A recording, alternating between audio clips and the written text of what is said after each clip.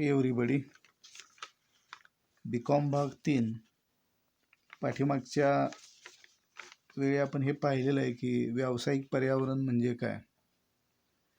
व्यवसायास सभोवती असणारे वातावरण म्हणजे व्यावसायिक पर्यावरण होय. व्यावसायिक पर्यावरणावर परिणाम घडवून आणणारे अंतर्गत घटक आहेत आणि काही बाह्य घटक आहेत. त्यामध्ये बाह्य घटकामध्ये सूक्ष्म घटक आहेत आणि स्थूल घटक आहेत. Macro environment.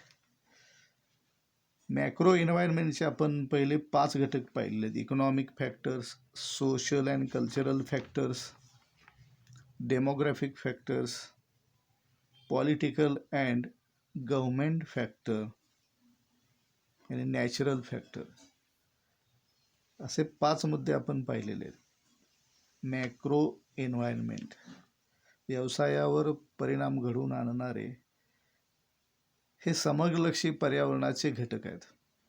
यामध्ये 6वा मुद्दा आहे ग्लोबल फॅक्टर्स म्हणजे जागतिक घटक. आपला देश जगातल्या अनेक देशांच्या काही व्यापारी संघटनामध्ये गटामध्ये सहभागी झालेला असतो. उदाहरणार्थ भारत हा पूर्वी गॅटमध्ये सहभागी होता. आता गॅटला आधुनिक रूप दिलेलं आहे, ते म्हणजे जागतिक व्यापार संघटना. 1995 पासून भारत WTOचा सदस्य देश आहे, आंतरराष्ट्रीय विकास संघटनेचा सदस्य देश आहे, युनोचा सदस्य देश आहे. त्यानंतर ब्रिक्स बँकेचा भारत हा पाच संस्थापकापैकी एक महत्त्वाचा संस्थापक देश आहे. ग्रुप 7 प्रगत देशांचा जो ग्रुप 7 हा गट आहे, त्या गटामध्ये 8वा सदस्य देश म्हणून पुन्हा आणि भारताला एक निमंत्रित महत्त्वाचं स्थान दिलेलं आहे. आता अशा अनेक संघटनात समाविष्ट झाल्यामुळे त्या जागतिक संघटनेचे जे नियम आहेत त्या नियमांचे पालन करावे लागते. उदाहरणार्थ भारत हा शेतीप्रधान देश आहे. भारतात सर्व प्रकारच्या शेतीमालाचं उत्पादन जरी होत असलं तरी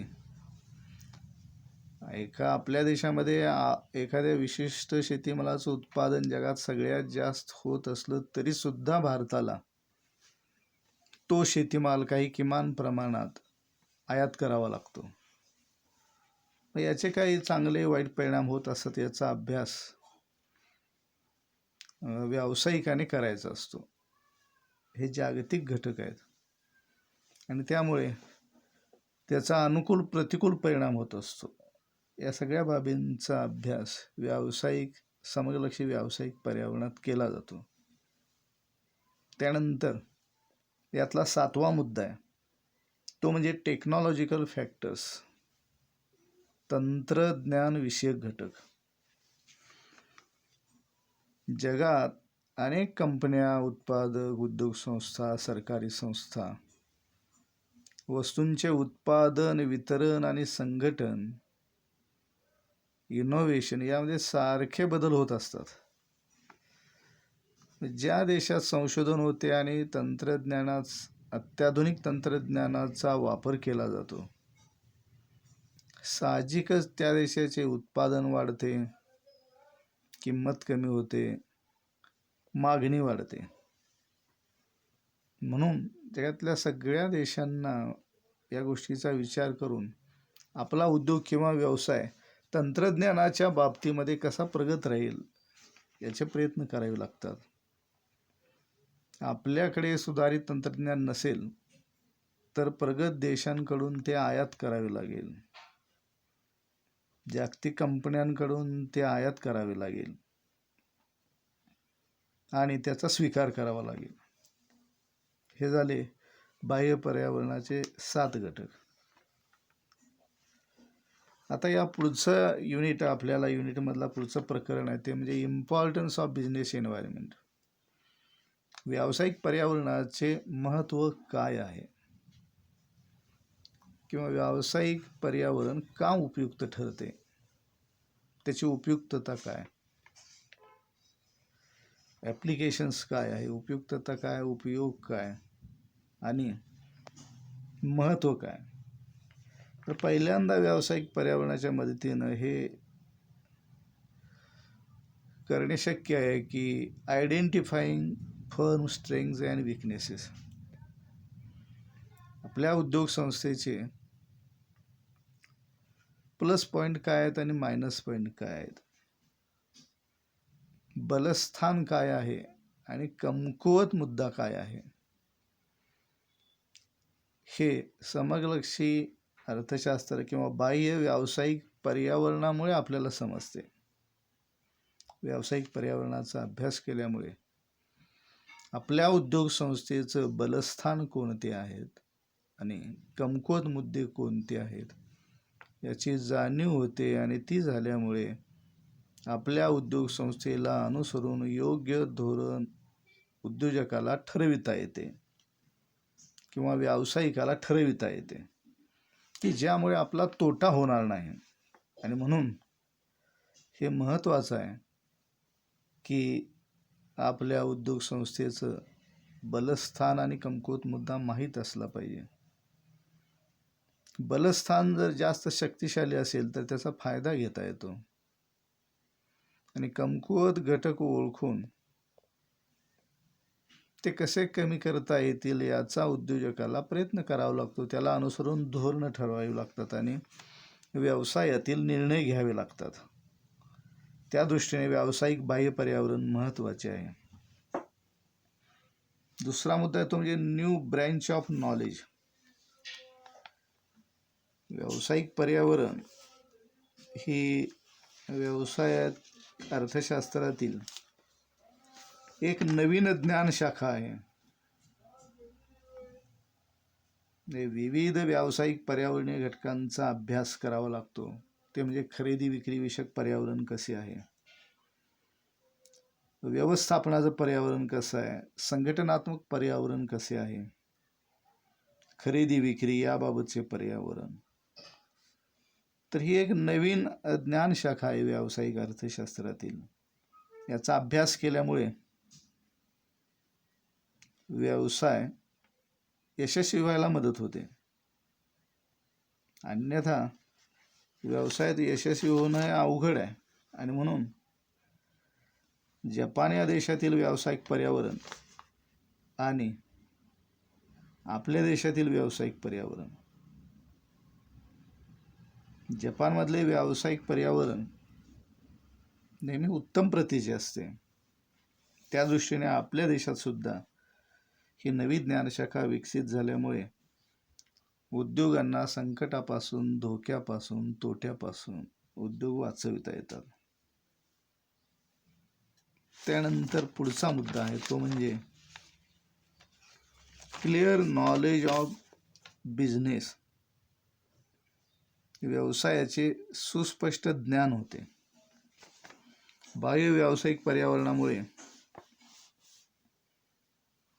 आपल्याला किंवा उद्योजकाला आपल्या व्यवसायावर कोणत्या महत्त्वाच्या घटकांचा काय परिणाम होऊ शकतो याचा अभ्यास करून योग्य ते निर्णय घेता येतात. आपला व्यवसाय फायद्यात चालवण्यासाठी आपल्या व्यवसायाचे आणि त्या संदर्भात जगातल्या अनेक घटनांचे स्पष्ट ज्ञान असणे महत्त्वाचे आहे.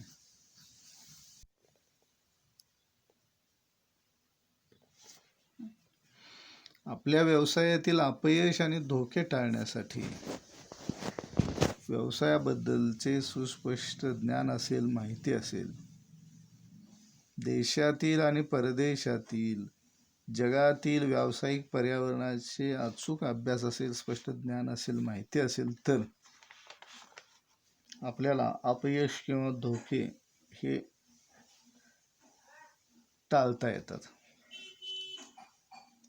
त्यानंतरचा मुद्दा आहे तो म्हणजे क्लिअर नॉलेज ऑफ बिझनेस.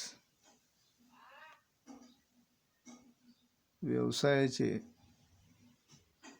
स्पष्ट ज्ञान असणे हा मुद्दा झाला. त्यानंतरचा मुद्दा आहे तो म्हणजे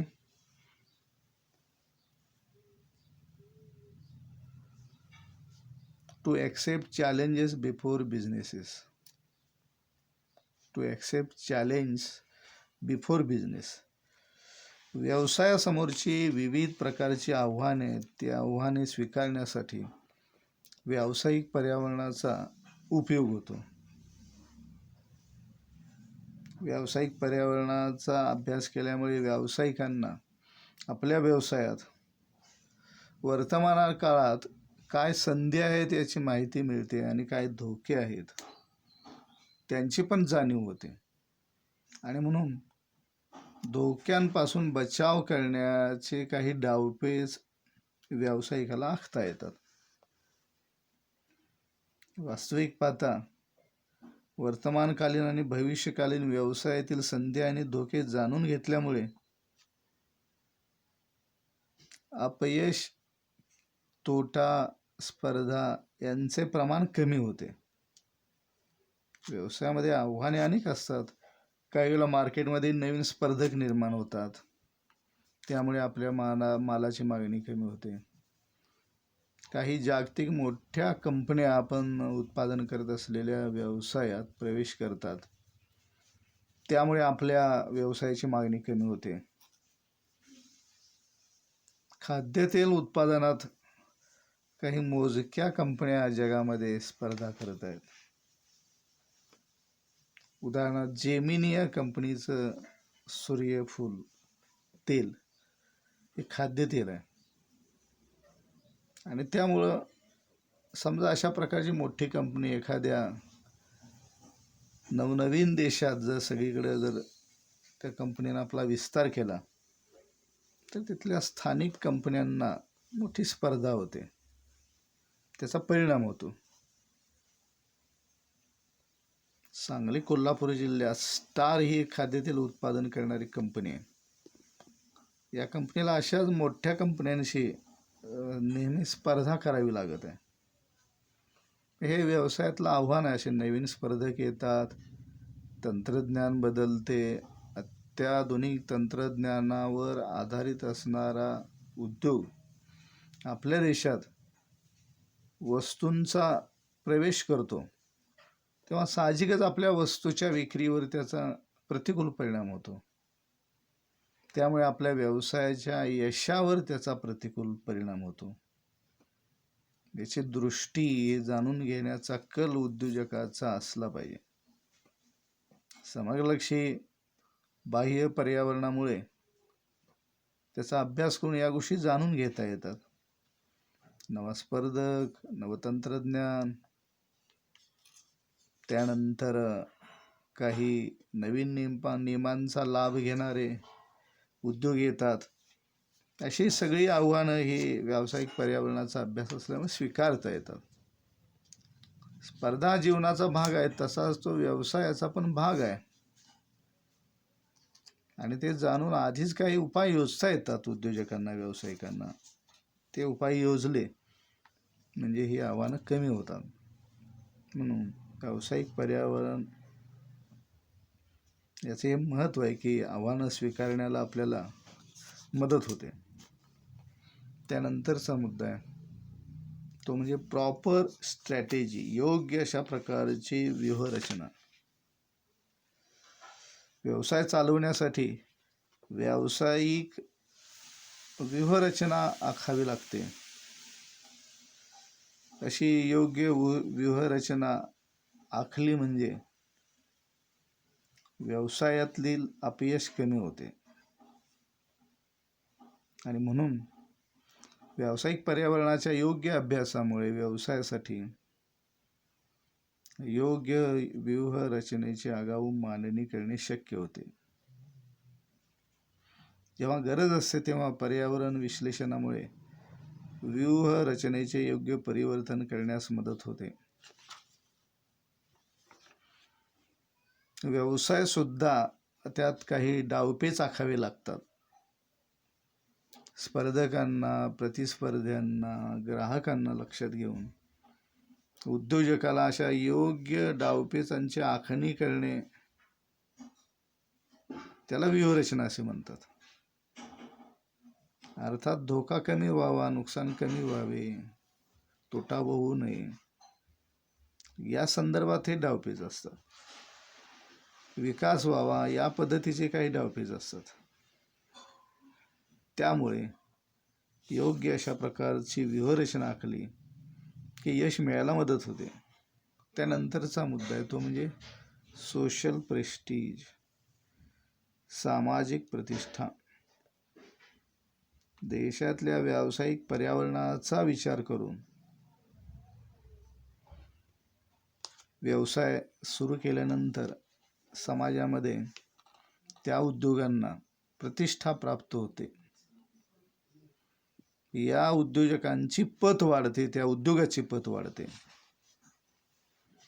उदाहरणार्थ टाटांनी स्वातंत्र्यपूर्व काळात लोखंड पोलादाचा कारखाना निर्माण केला. खरं म्हणजे स्वातंत्र्य मिळालं 1947ला आणि त्याच्या आधी जवळ 45 वर्ष हा कारखाना सुरू केला. देशाची गरज बघून, देशातील व्यावसायिक पर्यावरण बघून देशाला उपयुक्त अशा प्रकारे असणारं धोरण त्यांनी स्वीकारलं आणि त्यामुळे टाटा उद्योगाला एक सामाजिक प्रतिष्ठा आपल्या देशामध्ये आहे. हा उद्योग आपल्या एकूण नफ्यातील किंवा आपल्या एकूण उत्पन्नातील 65% उत्पन्न सामाजिक कार्यासाठी खर्च करतो आणि त्यामुळे अशा उद्योगांना समाजामध्ये प्रतिष्ठा, आदर, कौतुक, सन्मान हे प्राप्त होतात. आणि म्हणून सामाजिक प्रतिष्ठा काही कंपन्यांना प्राप्त होते की ज्या सामाजिक कार्यामध्ये पुढे येतात. इन्फोसिस कंपनीचे सुधा मूर्ती यांनी जवळजवळ त्या फाउंडेशनच्या मदतीनं देशात जवळजवळ 10,000 वाचनालये त्यांनी स्थापन केलेली आहेत. आपल्या नफ्यातला भाग ते सामाजिक कार्यासाठी खर्च करतात, धर्मादाय कार्यासाठी खर्च करतात किंवा नफा मिळवणाऱ्या कंपन्यांना हे कंपल्सरी आहे की त्यांनी आपल्या उत्पन्नातला 3% हिस्सा, नफ्यातला 3% हिस्सा धर्मादाय कारणासाठी खर्च करायचा असं बंधन आहे त्यांच्यावरती. त्यामुळे त्यांना इन्कम टॅक्समध्ये सवलत प्राप्त करता येते आणि म्हणून सामाजिक प्रतिष्ठा प्राप्त होते व्यावसायिक पर्यावरणाच्या अभ्यासामुळे. सर्व सभोवतीच्या घटकांचा अभ्यास करून एखाद्या उद्योजकाने, व्यावसायिकाने प्रामाणिकपणे योग्य अशा, समाजाला प्रेरक अशा, समाजाला उपयुक्त ठरतील अशा प्रकारचे उपक्रम त्याला सुरू करता येतात. नफ्यातला बराचसा भाग तो अशा प्रकारच्या कामावरती खर्च करतो आणि त्यामुळं सामाजिक प्रतिष्ठा प्राप्त करण्यासाठी व्यावसायिक बाह्य पर्यावरणाचा अभ्यास करावा लागतोय. अशा रीतीनं व्यावसायिक पर्यावरणाचे महत्त्व आपण पाहिले. त्यामध्ये पहिला मुद्दा तो म्हणजे तो identifying firm strength and weaknesses. उद्योग संस्थेची बलस्थानं आणि कमकुवत बाजू हे ओळखता येते उद्योजकाला आणि मग त्याला योग्य धोरण ठरवून कमीत कमी नुकसान करण्याची संधी त्याला प्राप्त होते. न्यू ब्रँच ऑफ नॉलेज, व्यवसायाची एक नवीन ज्ञान शाखा आहे बिझनेस एन्व्हायरमेंट ही. क्लिअर नॉलेज ऑफ बिझनेस, व्यवसायाचे स्पष्ट ज्ञान मिळते व्यावसायिक पर्यावरणाच्या अभ्यासामुळे. To accept challenge before business proper strategy, व्यवसायाच्या बद्दल योग्य अशा प्रकारे व्यावसायिक व्यूहरचना आखावी लागते. त्यासाठी व्यावसायिक पर्यावरणाचा अभ्यास करावा लागतो, बाह्य घटकांचा अभ्यास करावा लागतो. आणि त्यानंतरचा मुद्दा आहे तो म्हणजे सोशल प्रेस्टीज, सामाजिक प्रतिष्ठा प्राप्त होते व्यावसायिक पर्यावरणाच्या अभ्यासामुळे. अशा रीतीने व्यावसायिक पर्यावरणाच्या अभ्यासाचं हे महत्त्व विविध मुद्द्यांवरून स्पष्ट होते. आणखी काही मुद्दे आहेत व्यावसायिक पर्यावरणाचा अभ्यास केल्यामुळे उपयुक्त ठरणारे.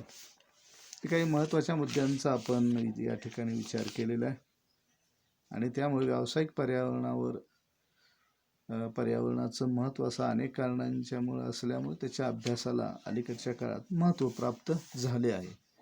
धन्यवाद.